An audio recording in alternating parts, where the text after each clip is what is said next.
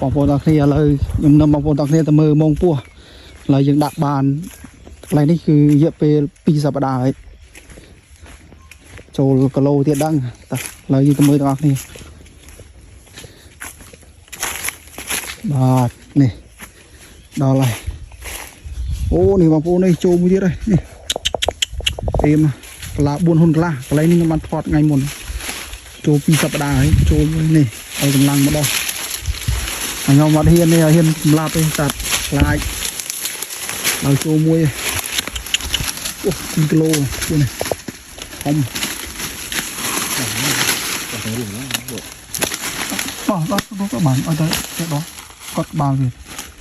ធំមែនទេតែជា2គីឡូជាងខ្នាតហើយមួយ4ហ៊ុនកន្លះបងប្អូនអរគ្នាចូលកន្លែងប្លង់អេមប្លង់នេះអេមមែនទេអេមបាទចាប់ទាំងរស់ម្ដងនេះអេមធំគ្រាន់ដែរវាចូល2គីឡូហើយលេតាមមើលលេណាតោហ៎អបលេយកទុកស្ងោអេម